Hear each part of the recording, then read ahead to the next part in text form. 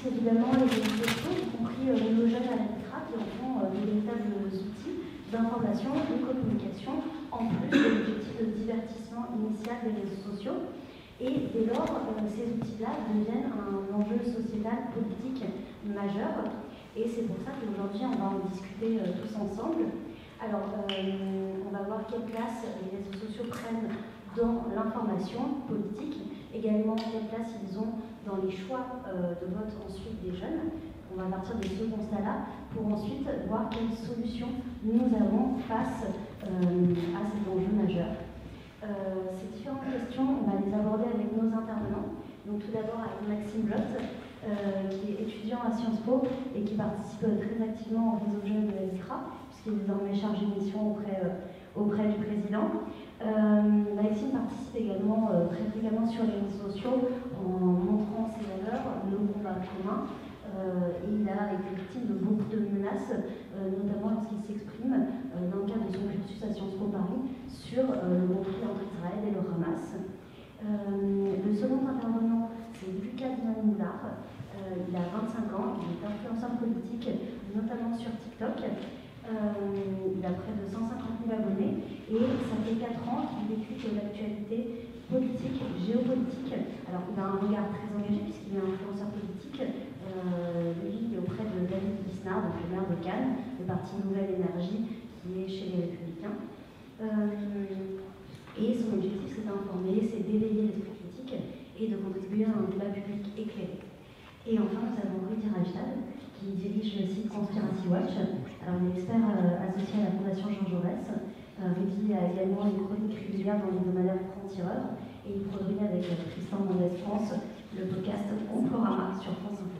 Il a également écrit 2 essais qu'il signera cet après-midi et ce midi dans la salle juste à côté. L'Opium des impossibles, sorti chez Grasset en 2019, et Aucun de complot, également chez Grasset, sorti en 2023. Alors, tout d'abord, Rudy, je vous cède la parole. En tant qu'observateur depuis plusieurs années maintenant, quels impacts ont eu les réseaux sociaux sur la jeunesse? Comment fonctionne cet algorithme aussi? Quel constat on peut poser sur les réseaux sociaux et la jeunesse actuellement? Merci. Ça marche ou pas? Oui, là. Bonjour à tous. Merci d'être présents un dimanche matin en face du Panthéon, pas l'endroit le plus accessible de Paris. Alors, sur les réseaux sociaux, je crois que d'abord, c'est un nouvel âge d'Internet. Internet n'a pas toujours été structuré par le smartphone, le haut débit et les réseaux sociaux. Dans la configuration dans laquelle on se trouve aujourd'hui, qui donne une chance historique au faux, à la désinformation, aux fake news en général et aux théories du complot en particulier de se développer comme jamais auparavant dans notre histoire contemporaine, récente, et bien c'est cette configuration-là. Voilà. Haut débit, qui permet à chacun de poster, de produire abondamment et des choses de grande qualité, apparemment en tout cas. Oui. Ensuite, le smartphone, qui fait que nous avons cette possibilité-là à chaque dans nos poches, à chaque instant de la journée, et puis les réseaux sociaux qui font qu'on peut entrer en communauté extrêmement facilement, avec des gens qui pensent comme nous, qui sont même allés plus loin que nous dans la quête d'une vérité alternative, et qui là où autrefois on aurait pu être découragés dans notre recherche de sens alternatif, eh bien, cet effet-là va nous galvaniser et va créer les conditions d'une coproduction, d'une production collaborative de faux. Si vous voulez, on a des phénomènes complotistes aujourd'hui comme QAnon, qui reposent un peu sur la même logique que Wikipédia, c'est-à-dire qu'il s'agit de gens qui ne se connaissent pas, a priori, qui sont éclatés sur le territoire, qui pourtant coproduisent collaborativement un récit alternatif et une sorte de cathédrale, si vous voulez, complotiste extrêmement sophistiquée. Pour faire une bonne théorie du complot, il faut polir ses arguments et le fait qu'on produise avec un très grand nombre d'acteurs, eh bien, contribue à la la sophistication de ces produits-là. L'autre effet des réseaux sociaux, c'est l'instantanéité. C'est-à-dire qu'il n'y a presque plus de temps entre le fait générateur et la théorie du complot qui vient le réinterpréter. Je vous donne un exemple. Après le 11 septembre 2001, il a fallu attendre quelques semaines pour avoir un texte d'un théoricien du complot, Thierry Messant, expliquant que le 11 septembre était un attentat sur faux drapeau, un inside job, comme on disait, c'est-à-dire un complot intérieur. Le texte de Thierry Messant datait du 8 octobre 2001, et quelques semaines après. Le 7 janvier 2015, le jour de l'attentat contre la rédaction de Charlie Hebdo, Thierry Messant a aussi produit un texte, mais le jour même, à 17h. Et aujourd'hui, depuis quelques années d'ailleurs, vous avez en temps réel une nouvelle, une information et sa relecture, sa réécriture complotiste sur les réseaux sociaux. C'était particulièrement vrai dès les attentats de 2015 d'ailleurs. L'événement n'est pas même fini de se produire, vous avez déjà des complots en circulation sur l'événement. Mais vous prenez par exemple l'attentat contre Donald Trump l'été dernier, en juillet dernier, au moment où on a eu les images, on a eu quasiment dans les secondes qui suivent des théories du complot qui sont exprimées sur les réseaux. Donc ça, l'instantanéité, l'idée qu'on est face à un révisionnisme en temps réel, avec le complotisme, en tout cas aujourd'hui. Et puis, dernier point peut-être introductif, avant de céder la parole et on commence à échanger, un effet ciseau entre la hausse du coût du journalisme, de la vérification. C'est cher de vérifier l'information, ça suppose des investissements, ça suppose d'entretenir des rédactions, des journalistes qu'on paye pour faire des enquêtes. Et puis, face à cela, un effondrement considérable du coût de production du flux. Il n'a jamais été aussi facile de produire et mettre en circulation des fausses informations qui ont l'apparence de vraies informations. Il est très facile de produire de fausses images, de fausses vidéos, même de générer de faux récits. Avec ChatGPT en version gratuite, on peut fabriquer des théories du complot de manière quasiment industrielle. Donc là, on se retrouve face à un phénomène qu'on connaît déjà, qui est l'asymétrie des informations, la loi d'asymétrie, c'est-à-dire qu'on aura toujours un temps de retard sur les faussaires. C'est ce qu'on appelle la loi de Mondolini. Et si vous voulez, la configuration technomédiatique dans laquelle on est plongé donne une prime à cette loi de Mondolini. En tout cas, elle l'intensifie encore. L'énergie qu'on peut mettre à produire du faux est infiniment inférieure à celle qu'on met à essayer de réfuter. Voilà. Donc, pour brosser un premier tableau de la situation, je dirais qu'on est là-dedans. Il y a encore beaucoup de choses à dire sur est-ce que les réseaux sociaux sont la nouvelle agora, le nouveau forum. Parce que je crois que non. Voilà. Merci beaucoup, Rudy. Alors, maintenant, je vais passer la parole à Maxime Lotte. Alors, Maxime, est-ce que pour vous, les réseaux sociaux peuvent être une caisse de résonance pour faire infuser des idées? C'est-à-dire, est-ce que c'est un outil de débat démocratique comme les autres? Est-ce que vous pouvez nous partager votre expérience et votre analyse de ce phénomène? Alors, effectivement, je pense que les réseaux sociaux peuvent permettre la démocratie, le débat, et plus précisément, je considère que les réseaux sociaux, dans le cadre notamment de nos engagements à la LICRA, moi je suis aussi engagé au Printemps républicain, c'est un outil qui permet de légitimer notre action. Et je vais prendre un cas très concret, c'est que, par exemple à Sciences Po, ces réseaux sociaux-là, l'activité militante qu'on peut avoir sur ces plateformes numériques, nous permet la légitimité vis-à-vis de l'institution qu'est Sciences Po. C'est-à-dire que l'on part d'un constat qui est le suivant. La gouvernance et la politique de l'institution est confisquée par des syndicats, par des structures qui en fait empêchent tout débat démocratique au sein de l'institution, puisque des minorités radicales et militantes visent à stigmatiser et ostraciser certains individus du fait de leur opinion. Et donc nous, on part de ce constat-là où la liberté d'expression, où le pluralisme n'est plus possible aujourd'hui là, pour rendre compte de l'action de l'administration et des syndicats sur les réseaux sociaux. On va contester la politique qui est menée, on va contester cette gouvernance de la direction, et donc c'est en somme un moyen ensuite d'améliorer le fonctionnement de l'institution, parce qu'on va susciter du débat, un débat qui n'est pas présent via les moyens de contestation plus traditionnels. Donc nous, on se saisit de cet outil-là, notamment à la LICRA, mais aussi donc, dans mon cas au Printemps républicain, pour concrètement finir par devenir un interlocuteur crédible. Finalement, le fait que l'on soit relayé, que des gens nous soutiennent publiquement, viennent adouber notre parole, nos propos, nos engagements, ça nous permet d'avoir une certaine crédibilité vis-à-vis des institutions plus légitimes. Et donc, je ne vois pas les réseaux comme un unique moyen de contestation et de constatation. Je le vois d'abord comme un moyen d'action, réellement. Je peux vous garantir que grâce aux réseaux sociaux, dans le cadre de l'institution Sciences Po, on a réussi à faire avancer des choses.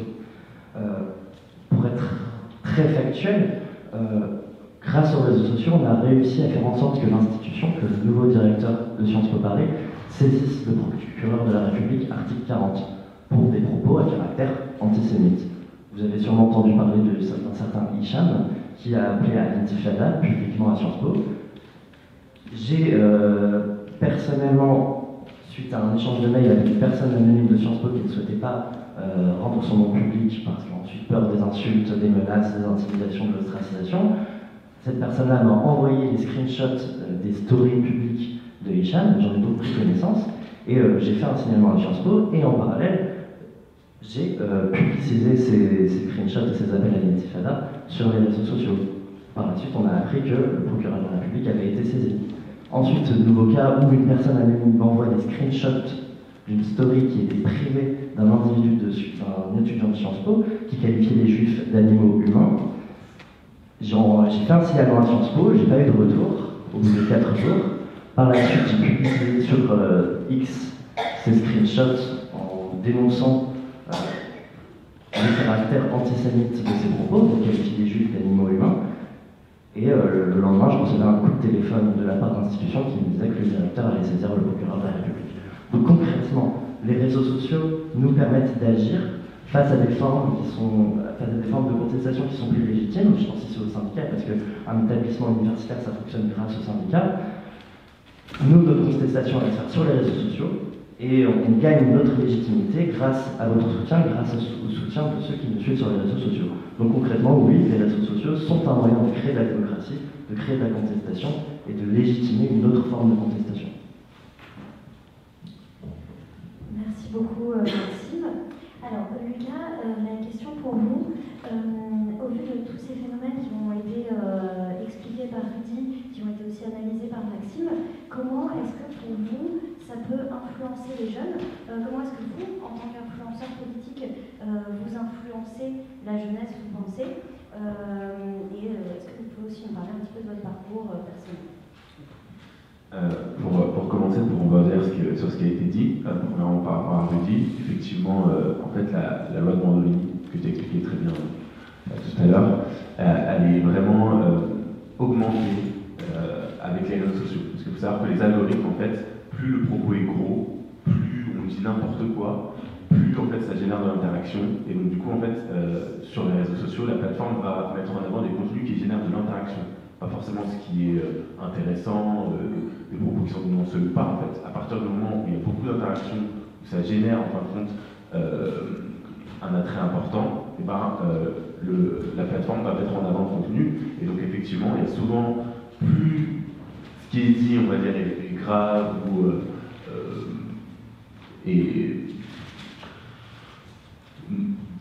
plus ce qui est dit est grossier, on va dire, plus ça fait buzz.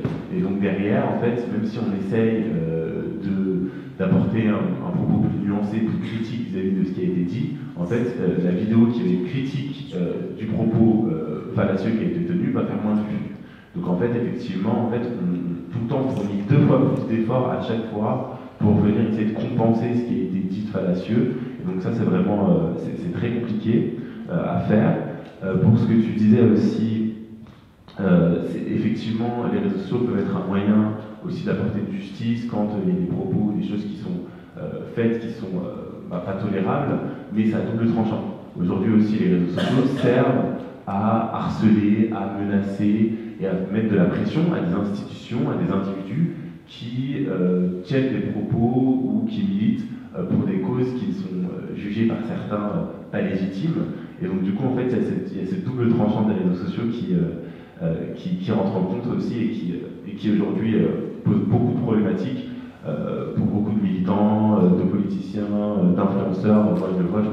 je reçois des menaces de mort tous les jours, donc j'ai envie de vous dire, voilà, donc je le dis.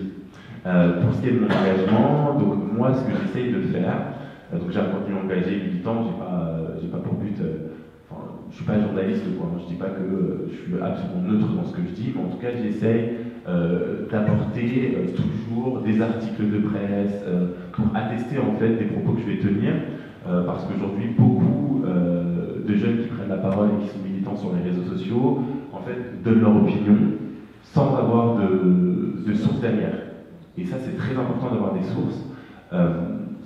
Et je pense que plus il y aura des personnes qui vont militer sur les réseaux sociaux en essayant d'avoir de l'impact sourcé, plus ça va influencer les autres qui prennent la parole d'avoir des sources. Parce que moi, je le vois beaucoup sous mes commentaires, beaucoup de personnes me disent « Ah, mais ça fait du bien, il y a quelqu'un qui, voilà, il y a des articles, c'est sourcé, c'est tracé, on peut aller vérifier, etc. » Et donc, du coup, face aux personnes qui militent et qui tiennent des propos sans source, ça permet en fait d'avoir plus de crédibilité, et donc ces influenceurs-là qui n'ont pas de source peuvent aussi se prendre des commentaires en disant « Ah, mais ce que tu dis, tu l'as pas sourcé », alors que la personne en face qui a dit le contraire, lui, il y a des sources.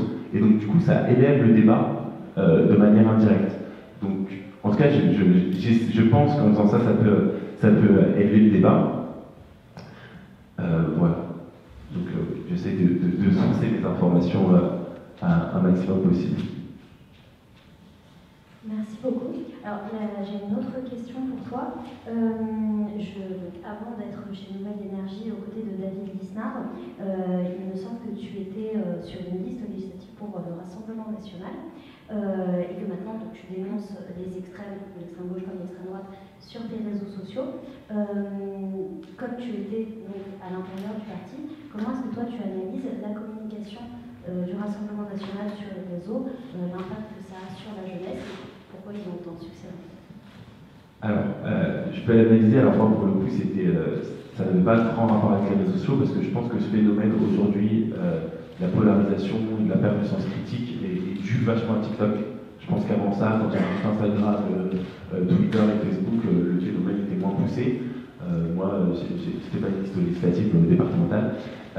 Et c'était en 2019, en 2020, je crois, donc il n'y avait pas encore. TikTok venait d'arriver, mais c'était pas très politique, donc en fait, ça n'avait pas eu d'impact. Moi, à titre personnel, c'est juste parce que quand on est jeune, on était plus radical. Voilà. Il y a plein de jeunes qui étaient communistes, qui aujourd'hui sont chez les républicains. Moi, c'était les RN. Voilà. Mais pour ce qui est de la communication, en fait, c'est le Rassemblement national, et comme la France insoumise, en fait, sur les réseaux sociaux, plus on est radical, plus on a une facilité, on a plus de visibilité, tout simplement. Et donc du coup, notamment sur TikTok, et je pense que le Rassemblement national et la France insoumise sont très suivis sur TikTok notamment. Pourquoi? Parce que l'algorithme en fait va pousser leurs idées, tout simplement. Après, il y a une technique aussi de dédiabolisation. Donc souvent, ils vont utiliser des trends, des mots drôles qui sont utilisés par beaucoup de jeunes. Par exemple, il y a un terme qui s'appelle le slay. Slay, c'est quand en fait on fait le mot, donc on a une belle tenue, on veut l'afficher, on dit ça, on slay. Et donc du coup, après, on va voir Jordan Bardella, qui va faire une vidéo en utilisant ce terme-là, et donc du coup, ça permet de le rendre plus humain, plus gentil, etc. Et donc c'est toute cette stratégie et tous ces mécanismes en fait qui sont utilisés pour essayer d'attirer la jeunesse qui ne va pas avoir un sens critique très développé. Moi je le vois par exemple, il y avait un influenceur politique qui avait pris la parole sur une réglementation par rapport aux motos. Donc c'était l'influenceur prend la parole en disant mais c'est insupportable, il y a une nouvelle réglementation dans un an où on va être obligé de faire ça sur des motos, alors que l'article de presse qui traitait de ce sujet-là disait bien que ce n'était pas une nouvelle réglementation, mais que c'était un conseil du gouvernement. Et quand on lit l'article, on voit très bien qu'en fin de compte, ce qui est dit dans la vidéo, c'est pas la réalité du sujet. Sauf que la plupart des jeunes, quand ils vont voir la vidéo, ils vont pas aller chercher l'article et lire ce qui a marqué. Et donc du coup, il y a aussi ce phénomène-là. Il y a beaucoup de partis politiques qui utilisent ce phénomène de Bordomini et sur le fait que beaucoup de personnes ne vont pas aller vérifier l'information. Et donc du coup, on extrapole toujours tout, on simplifie à outrance, Aujourd'hui, c'est où t'es contre, si t'es d'accord avec moi, t'es avec moi, si t'apportes une nuance, t'es contre moi. Et donc du coup, il y a ce phénomène-là de polarisation qui est accru. Et donc du coup, les partis plus radicaux en bénéficient. Alors, Rudy, au vu des expériences partagées par Lucas et par Maxime, est-ce que pour vous, les réseaux sociaux sont un terreau fertile pour les idées extrêmes ou au contraire pour le débat démocratique? Et comment est-ce qu'on peut l'expliquer? Bon, d'abord, ce qu'il faut dire, c'est que une plateforme comme X en particulier, que ça nous plaise ou non, est devenue de fait une agora, voire l'agora privilégiée où se noue le débat public, en tout cas pour ce qui est de la France. Pourquoi? Parce qu'elle a des qualités qui lui sont propres, cette plateforme, Twitter, X, c'est son ergonomie en particulier, c'est-à-dire qu'il est très facile de suivre l'actualité politique, notamment pour des chaînes d'information continue, de commenter le débat public en partant d'un tweet d'un responsable politique ou d'un influenceur. C'est très facile, en fait, c'est considéré, il suffit de se laisser d'aller voir ce qui se passe sur Twitter, c'est très bien fait. Et par ailleurs, c'est très facile à embarquer dans un article d'actualité sur le web, un tweet. Parce que dans un tweet, on a l'image, on a du son, on peut avoir la vidéo, et là aussi, ça ne coûte rien. Donc il faut bien comprendre que si Twitter, devenu X, a acquis cette centralité, c'est notamment pour ça, parce que c'est une plateforme qui est très bien faite. Et donc, d'une certaine manière, le barycentre du débat public dans notre pays, en tout cas sur le plan numérique, c'est Twitter. C'est Twitter, c'est comme ça, on ne peut pas le changer, en tout cas on ne peut pas le changer à court terme par la seule force de notre volonté. Donc, on doit reconnaître ça, c'est vrai, c'est l'agora. Maintenant, c'est une agora qui est biaisée. Alors, on dira que toute agora, j'imagine que l'agora à Athènes, au IVe siècle avant Jésus-Christ, c'était biaisé aussi. Si on n'avait pas suffisamment de voix, si on n'avait pas beaucoup d'argent, faisait moins entendre que les autres citoyens. Bon.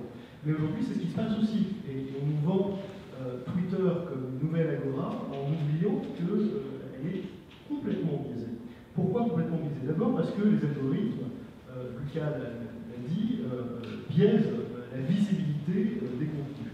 Ils donnent prime à la négativité. La négativité, c'est tous les contenus qui génèrent de l'indignation, de la colère, et qui sont propres à susciter de l'engagement.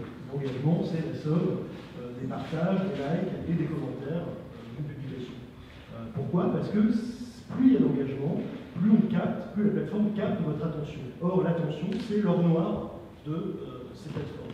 C'est comme ça qu'elles gagnent de l'argent. L'économie de l'attention, c'est basé sur la captation de votre temps de cerveau disponible. Puisque plus vous êtes connecté, plus vous êtes exposé à la publicité, c'est comme ça que se rémunèrent ces plateformes. L'innovation apportée par Elon Musk en faisant évoluer Twitter vers X, c'est également un nouveau système de certification. Il a retiré cette fameuse pastille bleue de certification que l'utilisateur avait acquise avec le temps pour instaurer un régime payant auquel est associé de nombreuses fonctionnalités, la possibilité de faire des posts plus longs, la possibilité aussi de bénéficier d'une prime de visibilité algorithmique. Lorsqu'on a une pastille bleue, on est plus visible que les autres comptes, et la possibilité de monétiser son activité sur Internet, sur la plateforme, sur X. Donc plus votre activité est intense, plus vous générez d'engagement, et plus vous êtes rémunéré. Ça, concrètement, ça revient à rémunérer la désinformation. Puisque la désinformation, encore une fois, c'est très coûteux à produire, donc c'est très incitatif pour un créateur de contenu ou un influenceur sur les réseaux d'aller directement vers la fake news, puisqu'il sait qu'il va produire de l'indignation et de la colère de cette manière-là, et donc des revenus pour lui. C'est le cas, par exemple, paradigmatique d'un Américain qui s'appelle Jackson Hinkle, qui a évolué de la gauche pro-démocrate au Trumpisme, mais d'un Trumpisme qu'on pourrait qualifier de poutino-trumpisme, puisqu'il est à la fois pro-Trump, mais il se définit comme MAGA communiste. Après, il y a des communistes aussi, parce qu'il est passé par Poutine, par le régime de Bachar al-Assad, par le Hamas également. Il a une position pour le Hamas, très clairement, depuis 7 octobre 2023, et c'est un grand admirateur aussi du régime iranien, du régime des Mollahs. Et ses revenus sur X sont estimés entre 20 et 30 000 $ par mois, pour vous donner une idée. à partir de contenus générés par IA, notamment, des fausses images, etc. Donc, si vous voulez, ce nouveau système de certification instauré par Musk, contrairement à ce que dit Musk, qui a une prétention qui est de libérer la parole et d'instaurer le free speech, en réalité, ce n'est pas la démocratie, c'est un régime censitaire. Vous êtes visible et vous êtes relayé parce que vous payez. D'accord? C'est pas tout à fait la République, ça, c'est pas tout à fait la démocratie quand même. Et en plus, ça permet une surreprésentation, une survisibilité des minorités agissantes qui ont intérêt à polariser l'espace public. D'où la surreprésentation des idées extrêmes et extrémistes, et d'où également la généralisation du cyberharcèlement. Moi, je pense de plus en plus qu'on vit dans une époque où c'est pas que chacun va avoir droit à son quart d'heure de célébrité ou à relien, si vous voulez. C'est chacun, désormais, du plus connu au plus anonyme, aura le droit, et a déjà le droit, en partie, à son quart d'heure de lynchage, son quart d'heure de harcèlement, de cyberharcèlement. C'est vraiment ce qui est en train de se passer sous nos yeux. Et ça, c'est problématique parce que on entre petit à petit dans une société où tout le monde va, à un moment donné, ou plusieurs fois, être cyberharcelé avec toutes les conséquences que ça peut avoir sur la santé mentale en particulier et sur les passages à l'acte, y compris suicidaires. C'est pas du tout une vision d'esprit. On a déjà des cas de cyberharcèlement de jeunes en particulier qui conduisent à des suicides. Il y a des journalistes qui sont cyberharcelés avec une violence qu'on a du mal à se figurer. Moi, je me souviens que j'ai écrit un livre là-dessus en 2023, c'est au cœur du complot. Mais c'est pas seulement des campagnes, si vous voulez, qui arrivent à un moment donné, qui s'éteignent. C'est des choses qui restent en ligne et qui font que, un peu comme le supplice de la goutte d'eau, le supplice chinois, ça peut durer des années. Moi, mon expérience personnelle, c'est que ça dure des années. Il n'y a pas une semaine, c'est sûr, et en tout cas, il y a peu de jours où je ne reçois pas des messages d'intimidation, de menaces, d'injures, de diffamation, etc. Et évidemment, je ne peux pas porter plainte tous les jours. C'est impossible. Donc, on entre petit à petit là-dedans, et ça, c'est pas tout à fait l'agora. L'agora telle qu'on la rêve, l'agora idéale, d'un débat pacifié, apaisé, où on réfléchit ensemble au bien commun, on est assez loin en réalité. Voilà. Merci beaucoup. Alors, Maxime, donc ça reprend un petit peu ce que tu avais commencé à développer tout à l'heure. Est-ce que pour toi, les réseaux sociaux, c'est à la fois un terreau fertile pour les idées extrêmes, mais également pour nos valeurs communes? Est-ce que tu peux encore un petit peu développer là-dessus? Oui, tout à fait.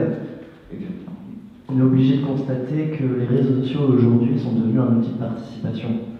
La force des réseaux sociaux aujourd'hui, c'est d'agréger partout en France des individus qui peuvent être isolés et qui ne se sentent pas forcément représentés.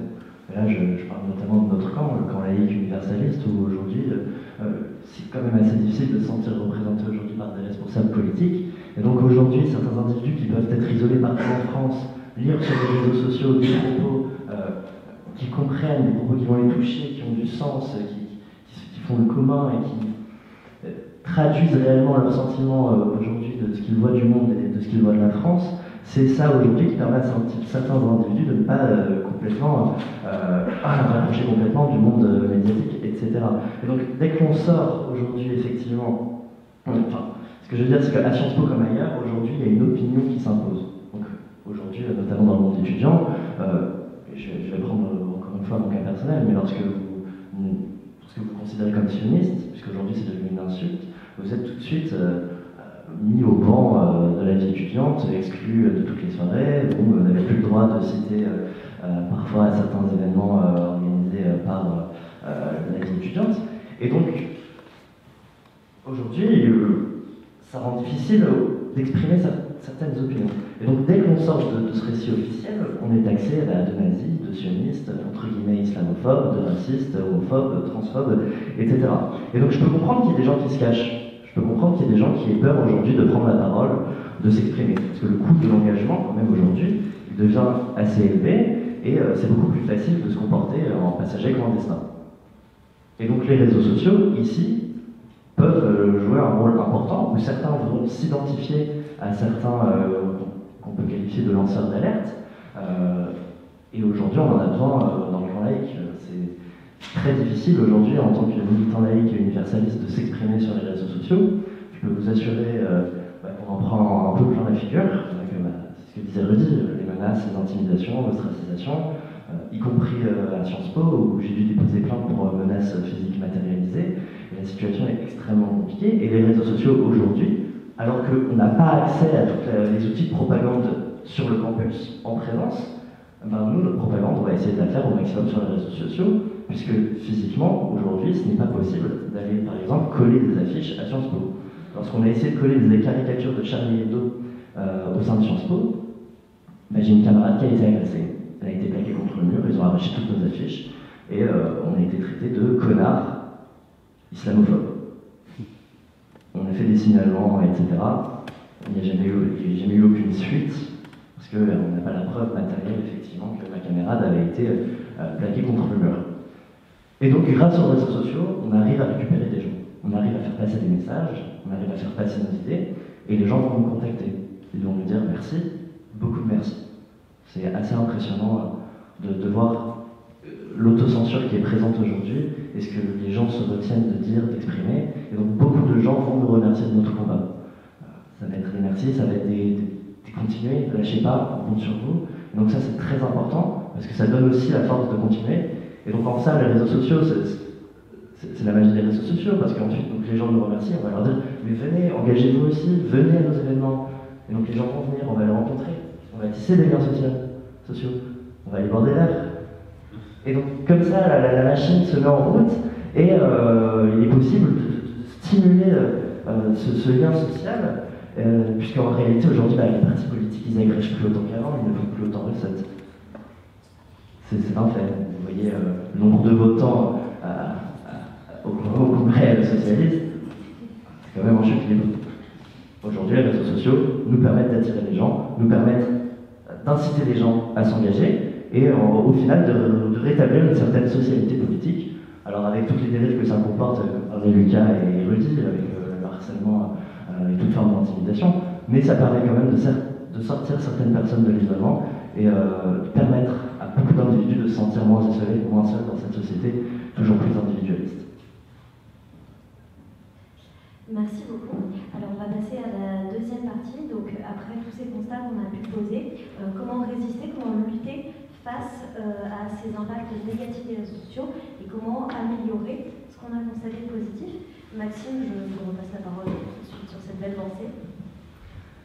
Aujourd'hui, notre rôle, à mon avis, il est double. D'abord, on a un rôle de vigie. Alors pourquoi vigie? Parce que nous, aujourd'hui, ce qu'on fait sur les réseaux sociaux, c'est notamment surveiller. On surveille ce qui se dit, sur X notamment. On lutte au quotidien contre la désinformation, contre les fake news, et notamment, moi personnellement, contre ce que j'aime bien qualifier d'antisémitisme d'atmosphère, c'est-à-dire que ce sont tous les propos qui ne sont pas condamnables par la loi, mais qui sont, à mon sens, des propos antisémites. Et donc là, je parle de tous les sous-entendus, de toutes les caricatures antisémites qu'on a pu observer ces derniers mois, de tous ces sous-entendus, et notamment l'utilisation de mots pour ne pas désigner les juifs. Enfin, vous voyez très bien de quoi je parle. Et donc, l'idée, c'est de surveiller en ne lâchant jamais rien. Donc, on occupe le terrain, on a du mal en présence en physique, mais on va le faire donc, sur les réseaux sociaux. Et donc, le numérique est donc devenu un nouveau champ de bataille. Et c'est à nous aussi de nous approprier ce champ de bataille. Parce qu'aujourd'hui, qui s'est approprié avec finesse, avec beaucoup de talent, ce champ de bataille, c'est les extrêmes. C'est ce qu'on disait. Les extrêmes sont très doués pour faire passer leur message, avec outrance, avec parfois très peu d'intelligence, mais ils vont avoir des messages forts qui vont impacter. Et donc les extrêmes ont réussi à monopoliser ce champ de bataille qu'est le numérique pour réussir à mobiliser. Et parfois la frontière entre l'engagement virtuel et l'engagement réel, elle est très fine. Et donc vous avez des gens qui ne sont pas engagés forcément dans des structures politiques, qui vont être touchés par des contenus virtuels outranciers, et qui vont avoir envie de s'engager. Et donc vous avez ensuite dans les manifestations, et notamment les manifestations syndicales, Union étudiante, France Insoumise, etc., beaucoup d'étudiants qui n'étaient pas forcément engagés à l'origine, mais qui grâce à l'outrance des réseaux sociaux, des mouvements extrêmes qui vont ensuite s'engager physiquement et se retrouver dans des manifestations où on va appeler à l'intifada, on va appeler à tabasser les flics, etc. Et donc, cette libération de la parole de haine conduit de la même façon à un passage à l'acte, un passage aux actes violents bien plus facile. Et là, je peux prendre l'exemple de ce rabbin qui a été agressé encore à Neuilly il y a quelques jours. Et cette parole de la haine, cette libération de parole de haine à laquelle on assiste tous les jours sur les réseaux sociaux, les discours qui appellent à en finir, à taper, à détruire, à l'anéantissement. Enfin, ce sont des mots que l'on retrouve qui sont plus banalisés et qui rentrent en fait dans le commun, dans notre esprit, et qui ensuite permettent une facilitation donc, du passage à l'acte. Et donc nous, notre rôle de vigie, c'est de rester en première ligne, de refuser de céder à cette facilité, c'est réagir, réfuter, rétablir un lien, une certaine vérité face à cette manipulation des images et des faits. Et donc ça, c'est notre rôle de vigie, toujours réagir, toujours réfuter. Et ensuite, il y a le rôle de gendarme. Et ça, il est fondamental. C'est le rôle de chacun, c'est celui de signaler sur les réseaux sociaux.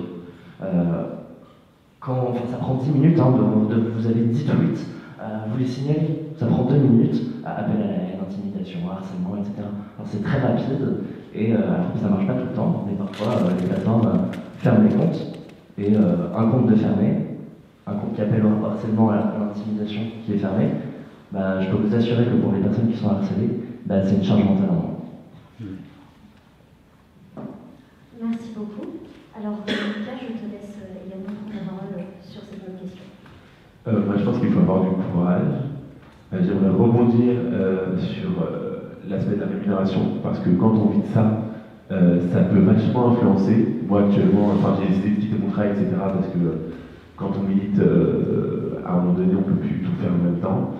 Et donc, du coup, moi, je vis aujourd'hui des réseaux sociaux et de diverses choses que je peux faire à côté en lien avec. Et donc, quand on dit quelque chose de radical, moi, je sais qu'à partir du moment où je vais avoir une position radicale, la vidéo, elle peut faire beaucoup plus de vues. Et entre une vidéo nuancée qui fait 50 000 vues et une vidéo radicale qui fait 1 million de vues, il y a une différence de rémunération énorme. Et donc il y a des gens qui se disent ok, on va surfer sur ça en fait, et qui, même s'ils pensent nuancer, on va avoir, et même moi ça peut m'arriver, je vais être honnête, de dire bon, je vais être un tout petit peu plus dur sur ça parce que je sais que je vais gagner 200 000 vues de plus. Et donc du coup, il y en a qui vont plus avoir cette. Au fur et à mesure du temps, on rentre dans un engrenage en fait, où on se dit bon, je vais être un peu moins nuancé, un petit peu moins nuancé, parce que bon, ça fait un peu plus de vues, etc. Et au final, en fait, on rentre dans ce jeu de la polarisation, on rentre dans le jeu de l'extrémisme, juste parce que on veut gagner de l'argent, et en plus, plus on milite sur des sujets conflictuels, etc., plus on rentre dans un engrenage pour après retrouver un travail normal. Quand on a son nom et son prénom d'affiché dans plein de politiques, ça devient compliqué. Et donc du coup, il y a un engrenage. Donc ça demande aussi du courage, de la volonté de se dire je fais en sorte de moins gagner ma vie pour la justice, l'équilibre, la nuance. Pour ce qui est de l'harcèlement aussi, il faut savoir qu'aujourd'hui, il y a des influenceurs qui ne parlent même pas de politique, qui ne sont pas journalistes, qui n'ont strictement rien à voir avec tous ces sujets de société, qui sont harcelés juste parce qu'on estime qu'ils n'ont pas parlé de ce sujet. Et là, pour le coup, du conflit israélo-palestinien, il y a des influenceurs qui parlent de shampoing et de nourriture, qui se font insulter et harceler parce qu'ils n'ont pas parlé de la Palestine. Ou là, dernièrement, il y a eu. Non, mais c'est vraiment vrai, c'est quand même assez hallucinant. Dernièrement, il y a une influenceuse qui s'appelle Isabeau Delatour, qui parle de mode, qui se prend une campagne d'harcèlement, mais phénoménale, parce qu'il y a 1 an et demi, au 7 octobre, elle a dit bon, elle a fait un petit message de soutien aux victimes, aux otages. Depuis, elle n'a même pas parlé de ce conflit-là. Il y a des personnes qui ont ressorti une story il y a 1 an et demi en disant. Juste parce que, et encore une fois, les gens ont plus de nuances en fait, c'est vraiment simplifier le sujet à outrance, juste parce que le 7 octobre 2023, elle a dit je soutiens les victimes, ça veut dire qu'aujourd'hui, elle est pour tous les morts en Palestine, etc. Et les gens font des simplifications à outrance, et elle se prend une campagne d'harcèlement alors qu'à la base, elle fait des vidéos où elle montre ses jupes, ses robes, et elle dit coucou les amis, regardez mon unboxing. Enfin, à un moment donné, et on fait comme si c'était une politicienne. Et donc aujourd'hui, on en est là en fait. Il y a une telle polarisation de la société que même des personnes qui ne parlent même pas de politique, qui n'ont rien à voir avec ça, se font harceler. Et donc du coup, cette polarisation-là aussi alimente le fait qu'on perde toutes les pensées nuancées, n'ose plus parler.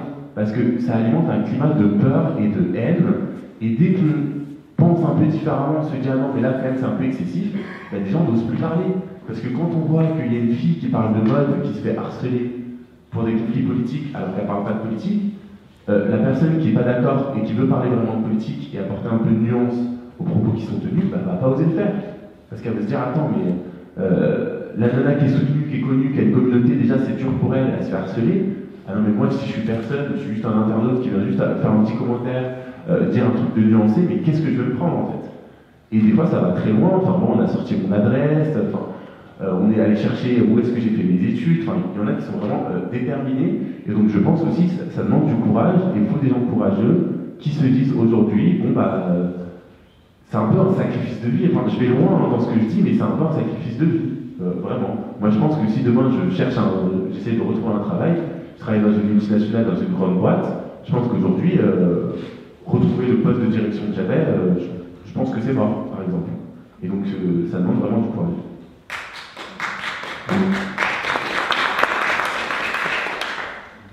Merci beaucoup. Rudy, je te laisse conclure. Ensuite, on va passer aux échanges avec le public, si vous avez des questions. Donc, quelques idées comme ça pour rebondir sur ce qu'on a dit. D'abord, il y a une question éthique.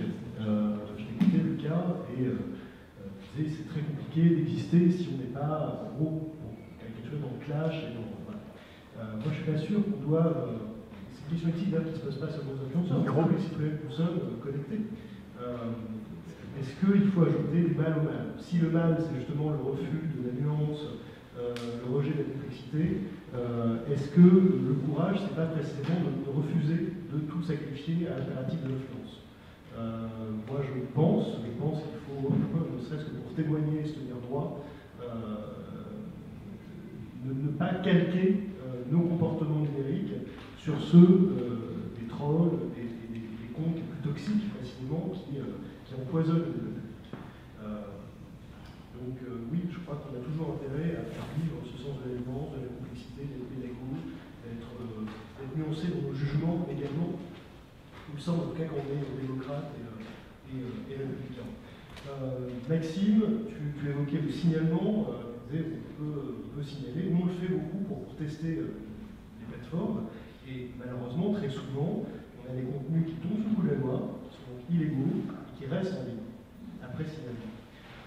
Et donc il y a une exigence de régulation de la part des plateformes. Il y a un texte quand même qui s'applique, qui est l'applicabilité directe, pour 2023, qui est pour Twitter, Facebook et les autres, qui s'appelle le DSA, le Digital Services Act. C'est un texte, encore une fois, qui n'a pas besoin de transposer en droit national, hein, ça s'applique. Donc ça va faire bientôt 2 ans qu'il est en vigueur, et il n'a produit à ce jour aucun effet. Aucun effet, alors qu'une enquête de la Commission européenne a été ouverte sur X en décembre 2023, donc ça fait quand même 1 an et demi quasiment. Et en fait, le DSA prévoit la suspension temporaire ou définitive de la plateforme en cas de violation des règlements du DSA. Or, X viole tous les jours, dans des proportions astronomiques, la loi commune. Tous les jours.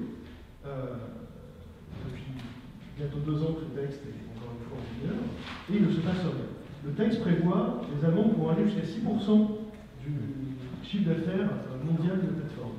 Aujourd'hui, X n'est pas du tout concerné par ça. C'est un problème parce que, évidemment, qu'est-ce qu'il y a derrière?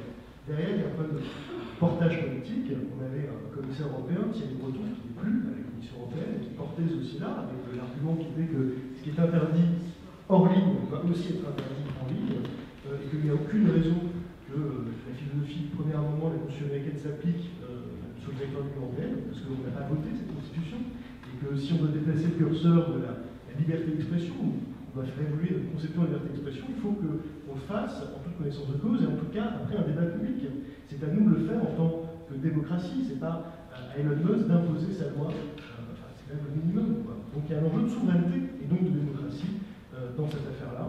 Et puis, ce que j'ai compris, là, comme journaliste, c'est que, en gros, c'est un dossier, la régulation des plateformes de réseaux sociaux, c'est un dossier presque même quasiment de politique étrangère. C'est-à-dire qu'avec la Maison-Blanche, avec Washington, l'Union européenne doit négocier la question des tarifs douaniers, doit négocier ce qu'on fait avec l'Ukraine, et le dossier qui vient après, plus loin dans la liste, c'est celui de la régulation des plateformes. Des plateformes qui, en général, sont domiciliées dans la Silicon Valley ou au Texas, comme je crois que X a été déplacé au Texas par Elon Musk, mais en tout cas, ce sont des sociétés de droit américain, et donc elles sont protégées, défendues par les États-Unis.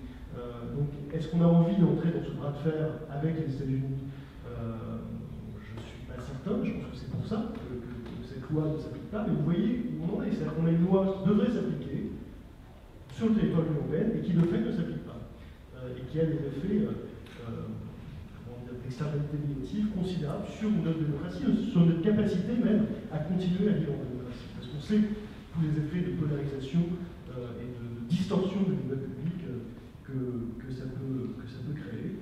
Donc voilà, moi je pense qu'il faut se mobiliser pour inciter ceux qui nous représentent à avoir ce bras de fer avec les États-Unis. Il n'y a aucune raison qu'un milliardaire d'extrême droite que personne n'a élu ici impose sa loi tous les jours dans nos usages démocratiques. Merci beaucoup, merci beaucoup.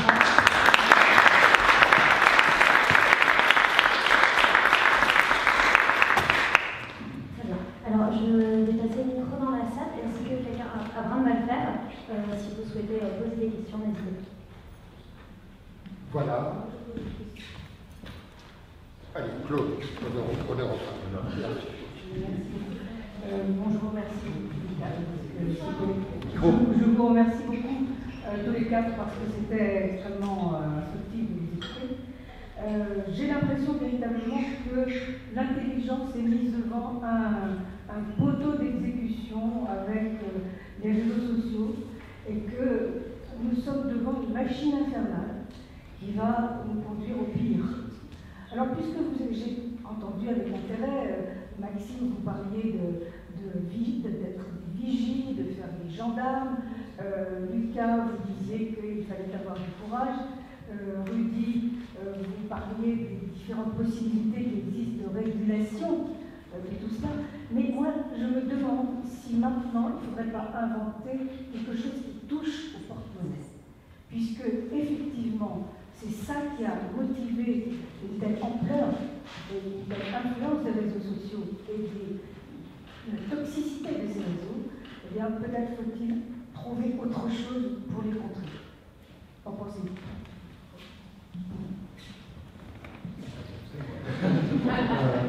Oui, mais c'est déjà prévu par le texte, par le DSA, par le Digital Services Act. C'est de cogner au porte-monnaie. En prévoyant des amendes, encore une fois, pouvant aller jusqu'à 6% du chiffre d'affaires mondial de la plateforme. Sauf que ça n'est pas appliqué. Donc il y a même un problème d'application de la loi. Donc moi je suis d'accord pour taper au porte-monnaie des plateformes, et pas seulement des plateformes, des influenceurs toxiques, des créateurs de contenu qui doivent être mis face à la responsabilité, qui ne le sont pas assez ou pas suffisamment. D'autant, et je rajoute un élément à votre réflexion générale, qu'on sait que sur des sujets comme le climato-scepticisme ou les vaccins, par exemple, on a une douzaine d'influenceurs, qui mondialement expliquent à eux seuls plus de 50% de la désinformation sur ces sujets-là. Donc ça veut dire qu'il n'y a pas de fatalité. Il suffirait de neutraliser d'une certaine manière, de les mettre face à la responsabilité, pour éteindre et faire baisser significativement l'empreinte désinformationnelle sur ces sujets qui peuvent être des sujets de santé publique. Et en tout cas, on engage notre avenir. Donc il n'y a pas de fatalité, il faut de la volonté, et il faut s'en donner les moyens. Voilà.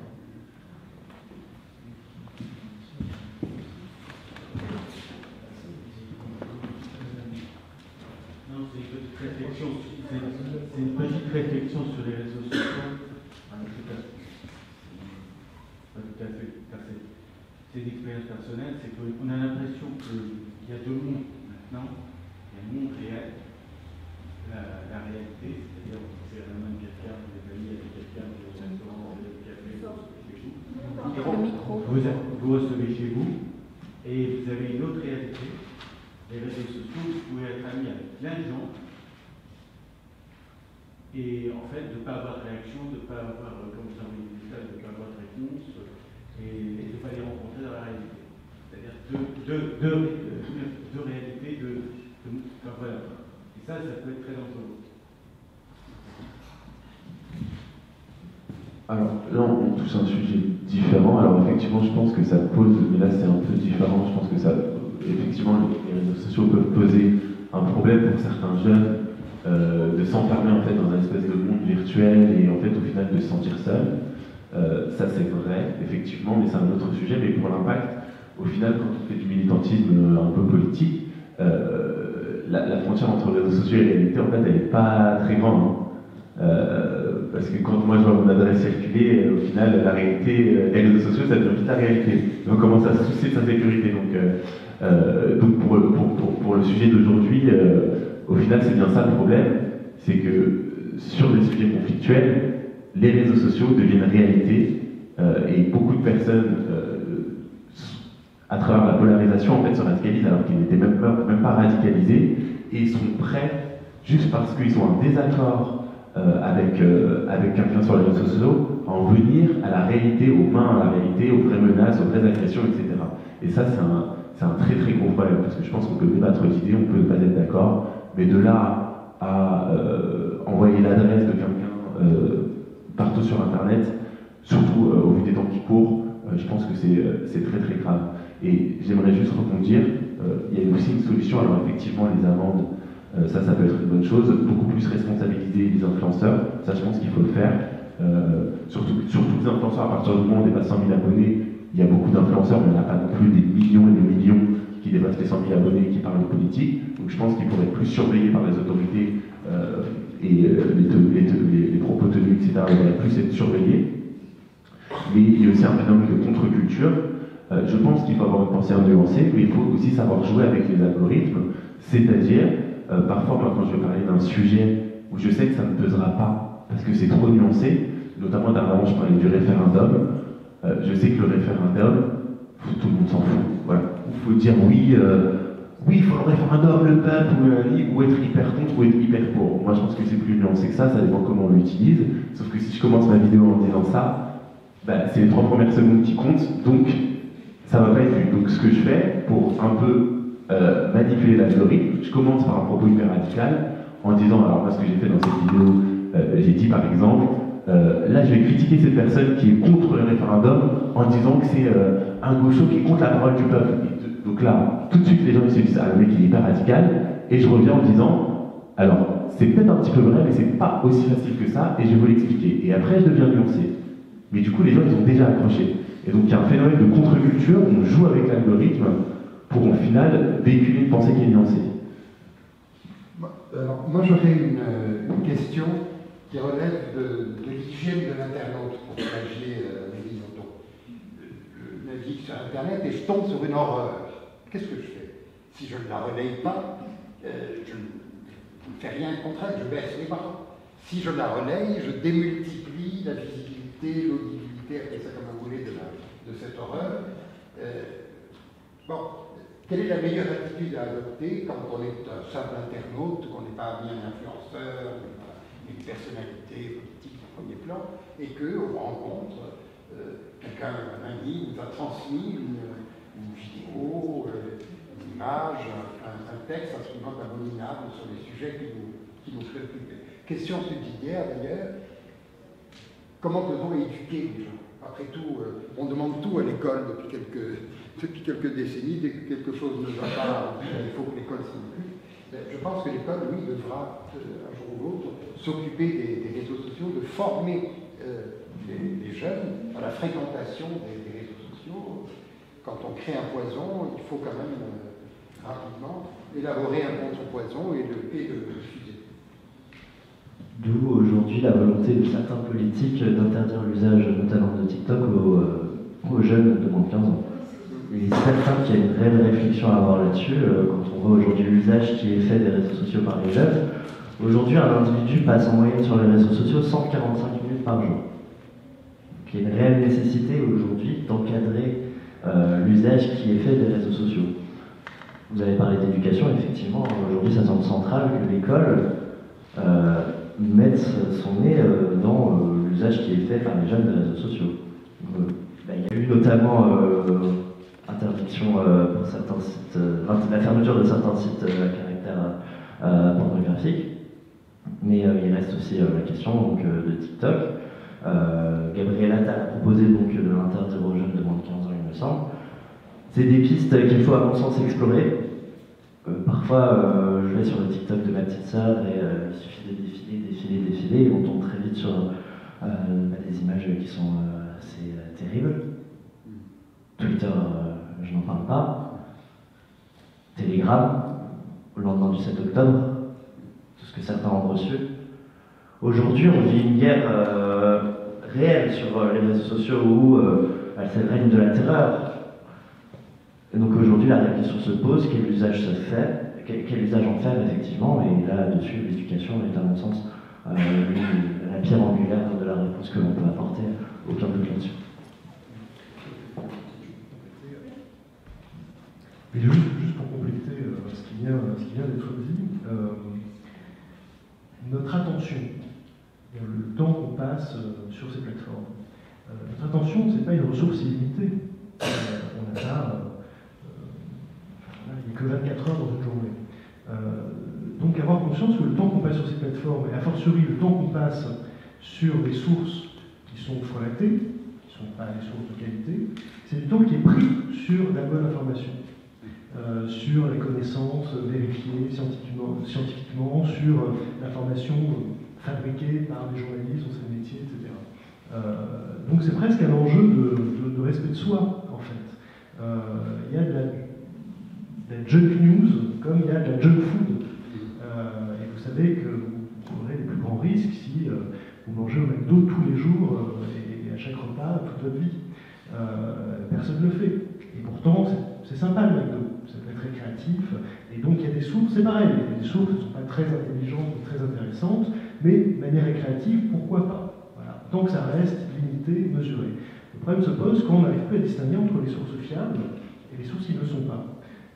Je suis toujours frappé de voir, notamment chez les plus jeunes, mais pas forcément, que le statut de la source est mal compris. Une plateforme de réseau social, c'est pas une source. C'est un peu plus qu'un hébergeur, mais c'est pas tout à fait un média. Mais c'est pas une source en tout cas. Les médias, les sources, c'est les comptes qui sont sur ces plateformes, éventuellement.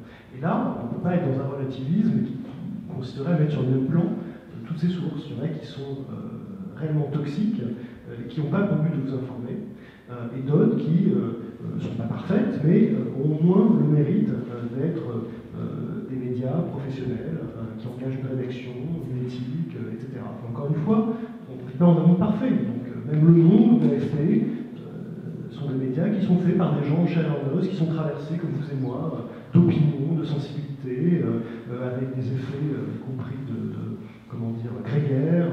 Donc, je ne sais pas du tout qu'on vit dans un monde parfait, il y a des sources qui ne doivent pas être questionnées, mais ce qu'il faut peut-être interroger, c'est notre rapport à ces sources et à l'information et aux médias, c'est-à-dire sortir d'un rapport religieux aux sources. On me demande souvent, mais alors, qui faut-il croire? Et l'enjeu n'est pas de croire.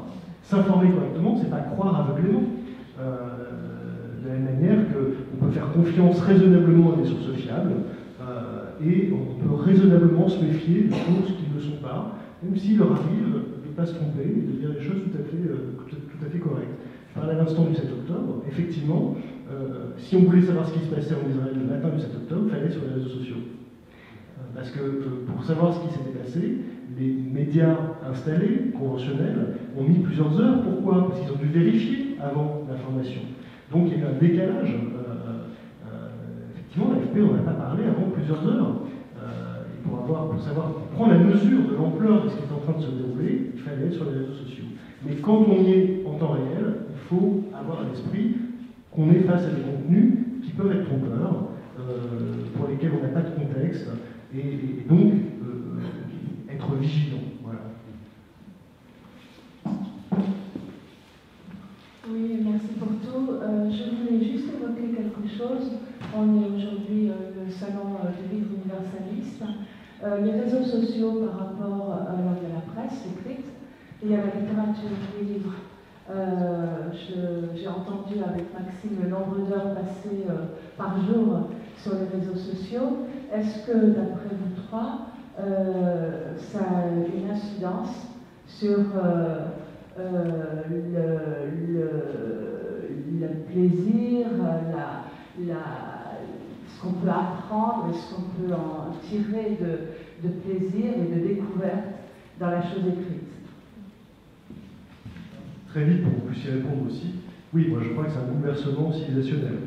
Qu'on n'a pas les mêmes connexions synaptiques selon qu'on s'informe dans des livres écrits en papier, en lisant, avec une capacité d'abstraction qui lui est associée, et le fait de s'informer, de consommer en fait des contenus par écran interposé. Ça n'a rien à voir. Donc on est en train de basculer, qu'on le veuille ou non d'ailleurs, dans autre chose. Il y a plus de 10 ans, il y a un bouquin qui avait été écrit qui s'appelait « Google nous rend-il stupide ?» Et l'auteur, son nom, je pense, c'était Nicolas Scar ou quelque chose comme ça. Vous trouverez ça facilement. Au début du livre, il expliquait que les gens de sa génération, Quadra, à l'époque, déjà ne pouvaient plus lire des livres qui faisaient plus de 300 pages. Et il expliquait que quelque chose comme la recherche du temps perdu, de Proust, à l'avenir, dans un avenir proche, eh bien, il est probable que ce seront des œuvres qui seront lues, approchées par une toute petite minorité de personnes, un peu comme les clercs au Moyen-Âge et les moines copistes qui avaient accès à la connaissance, qui pouvaient lire Aristote, Dante, etc. Et oui, on est en train de basculer là-dedans, très clairement. Donc, oui, moi je crois que ça a des effets considérables, dommageables. Il y a un nouveau modèle qui émerge, mais je crois qu'on perd de toute façon quelque chose. Oui. Aujourd'hui, on n'a pas le choix. Quand on prend la vie d'un étudiant ou dans le monde professionnel, on est en permanence connecté. Le téléphone est devenu un outil de travail, un outil d'étude. Donc oui, on y perd. On y perd. Oui. Je pense qu'on pourra rien faire contre ça. Vraiment, et ça, c'est encore une fois à cause des algorithmes. En fait, on perd en capacité d'attention. C'est-à-dire que plus le temps passe, en fait, c'est des vidéos rapides, en permanence, en boucle. En fait, c'est de la stimulation permanente. Et du coup, notre cerveau n'a plus l'habitude de faire l'effort de l'apprentissage, de la lecture sur quelque chose de plus long, en fait. Parce que quand on va lire un livre, c'est plus linéaire. Alors que quand on swipe comme ça, c'est du son, du visuel, et c'est très rapide. Et en fait, je pense que notre cerveau s'habitue. Et même moi, qui lisais beaucoup avant, depuis que je suis sur les réseaux sociaux, et carrément, je me suis mis sur mon téléphone un truc pour m'interdire dès que je dépasse une limite. Parce que sinon, sinon on passe des heures sans s'en rendre compte. Et on peut encore plus quand on est créateur de contenu, parce qu'on essaie de s'inspirer en fait de ce qui est fait. Et donc pour s'inspirer, forcément, il faut qu'on consomme. Je le vois moi-même sur ma capacité d'intention, je perds. Maintenant, dès que je lis un livre, on va dire que le soir j'allais lire 1 heure, maintenant je lis une demi-heure, le soir j'ai envie de. Je me dis ça me fait chier, j'ai envie de jeter le livre, quoi. Je me force, parce que je sais qu'il ne faut pas. Mais malheureusement, j'en ai conscience. Il y a plein de jeunes aujourd'hui qui n'ont même pas conscience de ça. Et donc du coup, ils lisent plus. D'où l'intérêt d'éduquer dès le plus jeune âge, et notamment peut-être, effectivement, via l'école. Justement, moi j'avais une question pour Maxime et Lucas, après à l'école ou à l'éducation, parce que là on sent une certaine résignation chez l'un comme chez l'autre sur la situation, mais au moins il y a une prise de conscience de l'aliénation aux réseaux sociaux et même des choses que vous mettez en place pour regagner votre liberté.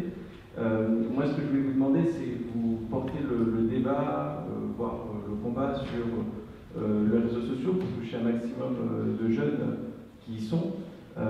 Quels sont vos modes d'action en dehors des réseaux sociaux, c'est-à-dire dans la réalité, si vous en mettez en place, quels sont vos modes d'action pour aller rencontrer les jeunes en vrai, en tête-à-tête, pour avoir une discussion de personne à personne. Est-ce que vous intervenez l'un et l'autre dans des collèges, lycées, dans des voilà. Alors, vous intervenez aujourd'hui en débat public, et c'est très bien, mais voilà, auprès des plus jeunes, enfin, des contemporains, quels sont vos modes d'action pour porter aussi le débat dans la vie réelle? Merci. Alors c'est intéressant, c'est ce qu'on disait tout à l'heure, c'est aujourd'hui difficile d'aller sur le terrain, puisque en tout cas les combats qui sont les miens qui ne font pas l'unanimité aujourd'hui chez les plus jeunes, et on fait face parfois à des réactions véhémentes, on va dire, ce qui ne nous empêche pas d'être présents quand même. Moi à Sciences Po, régulièrement on organise des tractages, on va distribuer des tracts avec des mots-clés comme laïcité, universalisme, féminisme, etc. Et ce sont souvent les mêmes retours qui nous sont faits. De la même façon, lorsque l'on a affiché un hommage à Samuel Paty en octobre dernier, c'est un hommage qui a été arraché.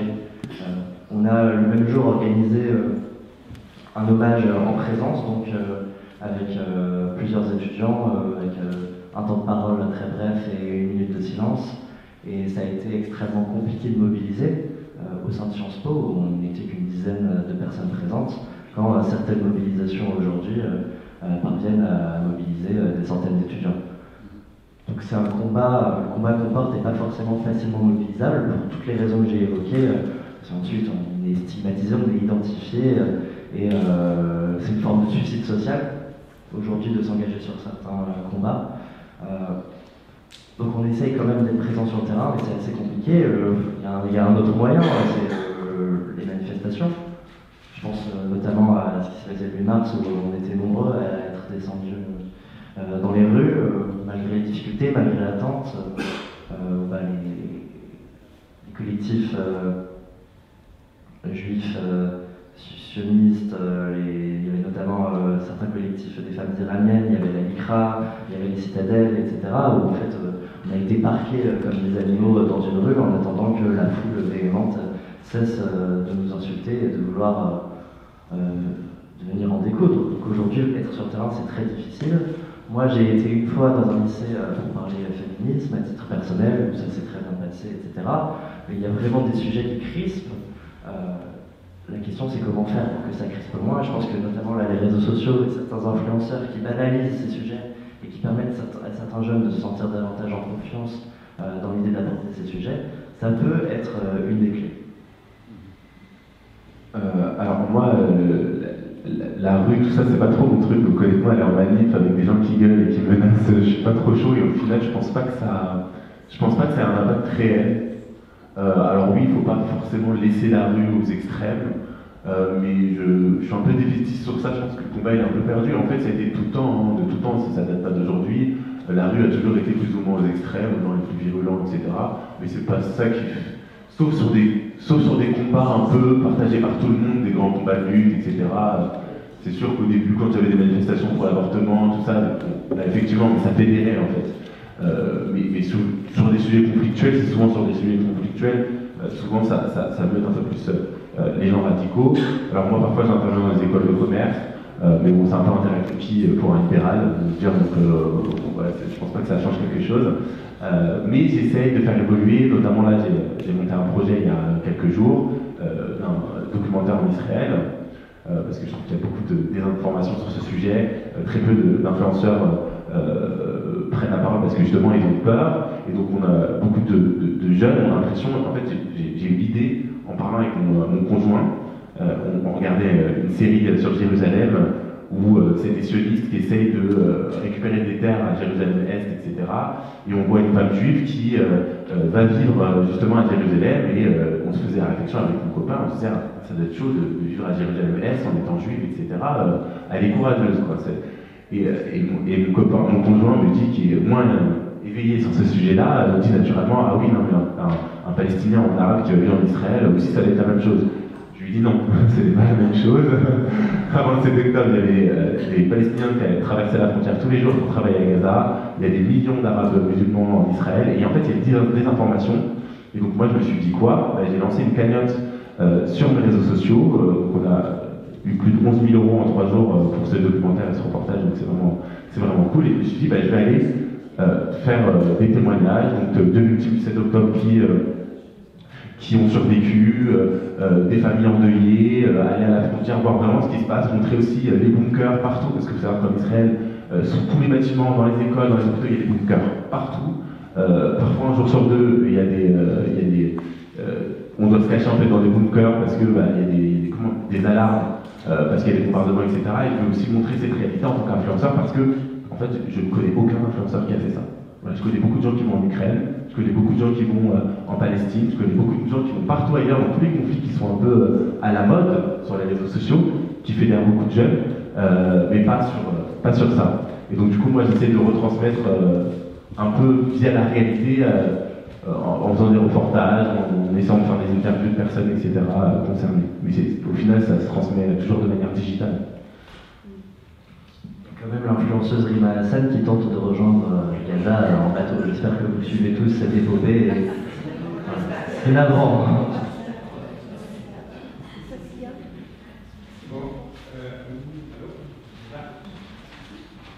Vous m'entendez? Bon. Oui, alors dans la mesure où ces plateformes sont essentiellement américaines, voire chinoises, on pourrait peut-être aider au développement de solutions européennes et d'utiliser les solutions européennes. Alors je les connais mal, mais je sais qu'il y en a. Peut-être que vous pourriez nous parler des futurs, enfin des réseaux sociaux français ou européens. Oui, là vous faites allusion à une proposition de débat public depuis plusieurs années, notamment formulée par David Chaladarias dans son livre Toxic Data. Il dit qu'il faut créer des plateformes avec de l'argent public, avec des investissements publics, pour se substituer à ces plateformes américaines, étrangères, etc. Il y a deux problèmes à cela, quand même.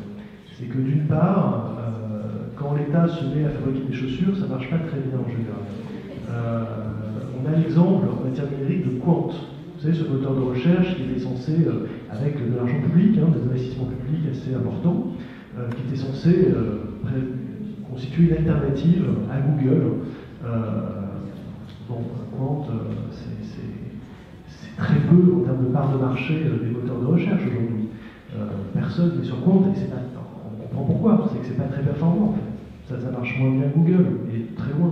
Donc les gens restent sur Google. Pour imaginer une plateforme qui serait aussi performante, aussi ergonomique, aussi géniale que Twitter, déjà c'est pas évident. Mais imaginons qu'on arrive à créer ça. Ensuite, il faut que les gens y viennent. On a 330 millions d'utilisateurs sur Twitter, on a 3 milliards d'utilisateurs sur Facebook.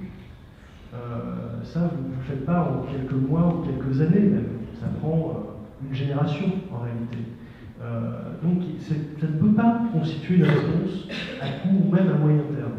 Je comprends la logique qu'il y a derrière, de dire on serait enfin souverain, etc. Mais en attendant, il y a quand même un enjeu de régulation, parce que quand bien même on arriverait à présenter une alternative à ces grandes plateformes, ce qui se passe sur ces plateformes-là nous concerne tout de même. Et donc l'enjeu de la régulation, il demeure intact. C'est pour ça que moi je suis pour qu'on passe maintenant au coercitif. Réellement, c'est-à-dire qu'en Chine, l'équivalent de TikTok est fermé pour plusieurs heures par jour pour les mineurs. On a un temps de connexion limité également pour les mineurs. Je ne vois pas, à titre personnel, en quoi ce serait liberticide de considérer que certaines de ces plateformes sont fermées plusieurs heures dans la journée, ou qu'on peut y passer une certaine durée. Voilà. C'est vrai que c'est un peu contradictoire avec notre façon de penser, avec le libéralisme y compris, mais je pense que ça rendrait beaucoup de services aussi. Voilà. Lucas, pas de souci. Après, on va prendre une dernière question et ensuite un petit mot de conclusion. Bon, moi, à titre personnel, je trouve ça quand même un peu liberticide et je viens de prendre l'exemple de la Chine. Bon, la Chine, c'est pas trop un exemple de démocratie, etc. Donc, je pense que en termes d'application, je pense qu'on est la France, on n'a pas les mêmes lois que la Chine, et appliquer cette règle-là à la France, ça me paraît un peu compliqué, même si la démarche, je pense, est bonne, et je pense qu'il faut aller vers ça. Après, la vitesse sur les autoroutes, et c'est liberticide. Ouais, mais c'est différent, c'est un peu plus différent sur la question des réseaux sociaux, c'est pas aussi simple. Par exemple, il parlait de la question des sites à caractère pornographique qui ont été fermés. En fait, il y a un truc qui s'appelle sur Internet des VPN, voilà, qui sont accessibles. On prend un VPN et en fait, on a toujours accès à ces sites. Donc, c'est pas aussi simple que ça. Moi, je pense pas. C'est simple parce que, pardon, mais au moins il c'est simple. C'est simple parce que les cigarettes, c'est interdit aux mineurs, au moins de 18 ans. Bon, il y a plein de mineurs qui fument quand même. Mais le fait que ce soit interdit aux mineurs fait qu'il y a moins de mineurs qui fument. Et bien c'est pareil. Quand on régule sur la route ou sur les autoroutes numériques, c'est pareil. Un mineur, il a besoin d'aller au tabac, donc c'est physique. Il monte sa carte d'identité, on voit qu'il est mineur, on ne lui passe pas. Sur le digital, c'est pas aussi simple que ça. Mais je ne dis pas que je suis contre, hein. Je dis juste que c'est à l'application, c'est pas aussi simple que ça, surtout avec la législation française. Il y a plein de lois. Déjà, rien que lutter contre l'antisémitisme et punir les gens qui tiennent des propos antisémites sur Internet, on a du mal. Donc, aller essayer d'interdire, ça va. Mais par contre, j'aimerais parler d'autres solutions parce que je ne suis pas défaitiste non plus. Il y a une loi qui a été faite par rapport aux influenceurs, mais c'est plus par rapport aux pratiques commerciales, parce qu'il y avait beaucoup de pratiques commerciales qui étaient illégales, etc., et d'arnaques sur Internet. Et donc, il y a eu une certification de l'État sur certains influenceurs, ça s'appelle CRFP, je ne m'en rappelle plus du nom, où les influenceurs, en fait, ils sont certifiés pour des pratiques commerciales qui sont faites de manière légale, etc. En fait, ils ont cette petite certification. Et je pense que pour toutes les personnes, pour les journalistes, pour les influenceurs politiques, etc., qui parlent de propos et de ces sujets-là, il faudrait peut-être qu'il y ait une vérification aussi du gouvernement pour vérifier qu'il n'y a pas de fake news qui sont dites, qu'il n'y a pas de propos à caractère raciste, antisémite, etc. Et avoir une certification pour dire, ok, cet influenceur, ce journaliste, cette personne qui parle de l'actualité, de la politique, respecte les règles de la République. Voilà. Et donc ça permet aussi de passer au-delà de la plateforme qui, aujourd'hui, on voit avec Twitter, Musk, etc., on a la pastille, on a juste à payer, ça permet de contrebalancer ça, et ces influenceurs qui seraient certifiés diront, je suis certifié par l'État, etc., je respecte les clous. Merci. Une dernière question, bref, si possible. Oui, dans tous les cas, que ce soit les propositions de Micro. Non, il faut parler dans le micro. Je disais, dans tous les cas, ça marche. On voit bien qu'on est tous amenés à penser à des mesures extrêmement répressives auxquelles on ne croyait pas avant et contre lesquelles on défendait. Mais on voit bien qu'aujourd'hui, on n'a plus le choix. Et parce que voilà. Je voulais juste revenir en amont sur la question de la source et de la fiabilité des sources et de l'éducation. On y a tous cru aussi. Moi, la première, et là j'avoue que je suis, en tant qu'enseignante à l'université, je me suis rendu compte que ce n'était plus possible peut-être. Je donnais juste un très court exemple, et puis j'en ai des dizaines d'autres. Quand le 10 octobre 2023, je suis arrivée à la fac, il y avait ces étudiants qui distribuaient leurs tracts, qui étaient déjà faits, Israël assassin, etc. Et j'arrive en cours et je demande à mes étudiants en L3 psychologie, donc en 3e année de licence, comment vous comprenez ce renversement dans le contraire, qui est une notion freudienne. Et ils me disent, mais madame, on est en cours, hein, mais madame, il ne faut pas croire ce qu'ils disent dans les médias, il ne s'est absolument rien passé le 7 octobre.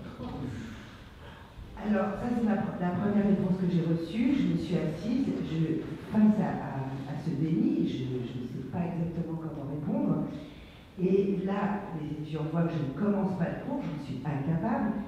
Et là, une autre étudiante me dit, mais madame, même s'il s'est passé quelque chose le 7 octobre, c'est encore un coup d'Israël pour se faire plaindre. Donc moi, quand j'en suis là avec mes étudiants, je ne sais d'abord plus enseigner, je ne sais plus dialoguer, j'ai toujours été dans le dialogue avec les étudiants avec lesquels on n'était pas d'accord. Là, ce n'est plus possible, il n'y a pas de débat possible. Ils arrivent en 3e année, ils n'ont pas ouvert un seul livre. Il faut se rendre compte. Alors, c'est peut-être mieux à Sciences Po, mais enfin, on voit bien quand même que Fac de banlieue ou Sciences Po Paris, on est dans la même galère, et ces étudiants sont minoritaires, même dans la Fac de banlieue. Ils sont minoritaires, mais ils font la loi. C'est-à-dire que les 70% autres se taisent et ont peur. Ils font la loi depuis un moment, depuis Samuel Paty, depuis Charlie Hebdo, ça s'est mis progressivement en place, mais ils font la loi et voilà. Donc, face à cette inculture et à cette passion d'ignorance, Là, je ne sais pas du tout comment on peut répondre. Merci. Je te laisse faire ton conclusion en même temps. Ça me paraît très difficile. Moi, je pense qu'il faut combattre. Exemple tout bête, j'avais vu un professeur dans une université qui s'était fait prendre à partie par une milice en disant « Ah bah t'es sioniste, etc. » Mais la vidéo, elle était passée dans le Figaro, hyper choquante. Il est là pour apprendre à ses élèves, il se fait prendre à partie. Moi, je pense que c'est un peu radical, hein, mais parfois, il faut faire un peu pareil. C'est-à-dire que je suis en train de réfléchir, par exemple, à l'initiative citoyenne des étudiants qui suivent, par exemple, de l'antisémitisme, de certains professeurs, de certains élèves, etc., qui viennent témoigner, en fait, de ce qu'ils vivent, et qu'on dise, bah, ok, dans telle université, il s'est passé ça, et que nous aussi, on mette la pression, en fait. Et je pense qu'il faut contrebalancer la violence par aussi la radicalité. Enfin, il faut arrêter de tout le temps dire, en fait, face à des gens violents, c'est sympa de parler, c'est sympa de discuter, mais à un moment donné, en fait, on arrive au bout. Non, mais on arrive au bout. Enfin, quand on voit que tu as des professeurs qui se font prendre à partie juste parce qu'ils ont été nuancés sur un conflit par des milices extrêmement violentes d'étudiants, en fait, ces gens-là, on aura beau leur dire non, c'est pas bien, vous comprenez, c'est plus nuancé, il faut dire, ils en ont strictement rien à faire. Et donc, je pense qu'il faut maintenant, aujourd'hui. Franchement, j'en discute avec plein. Quand on en vient à arriver avec des armes, moi je connais des étudiants qui sont menacés avec des couteaux. Et justement, c'est bien pour ça qu'il ne faut pas réagir de la même façon. Non, mais j'ai pas dit qu'il fallait prendre des couteaux. Je suis un petit peu plus civilisé que. Voilà, mais non, je dis juste qu'il faut aussi créer une forme de contre-culture et de combat. En fait, si on reste juste passif en disant bon bah faut peut-être penser un petit peu plus éduquer les gens à lire, honnêtement je pense qu'on est très loin de la problématique là. On est vraiment très loin. Et donc une initiative citoyenne de témoignage et de pression sur les universités qui ne font pas ce qu'il faut aussi pour lutter contre cette violence, il y a certains professeurs aussi qui sont violents et très violents, etc. Il faut aussi contrebalancer et avoir une forme de combat radical face à cet extrémisme. Je pense que c'est aussi une solution. Une phrase de conclusion pour chacun, peut-être, c'est ça Conclusion, faut pas avoir peur de défendre ses idées, ses convictions, faut avoir du courage. Je pense que les idées universalistes, laïques, sont des bonnes idées, sont ce qu'il faut défendre. Et il ne faut pas avoir peur, même si aujourd'hui on vit des temps qui sont très difficiles, même s'il y a une polarisation de la société, même s'il y a des menaces, etc.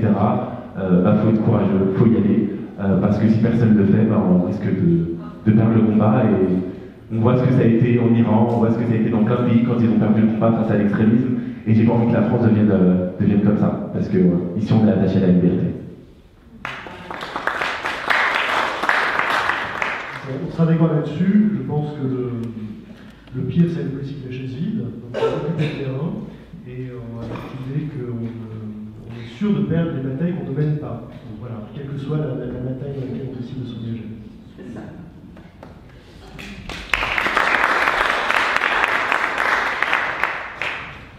Les idéologies qui aujourd'hui font du mal à la société, font du mal à la République, sont des idéologies qui se nourrissent de nos faiblesses, qui se nourrissent de notre ignorance.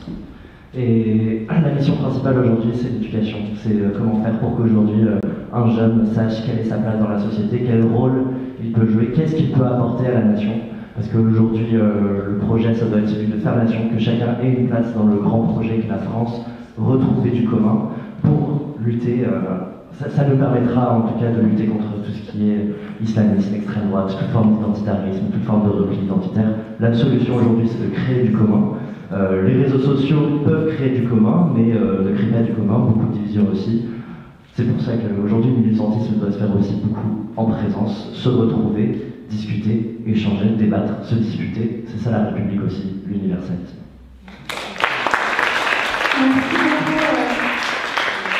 Merci beaucoup à tous les trois. Donc Maxime et Lucas vont évidemment rester une petite partie de l'après-midi si vous souhaitez poursuivre les échanges.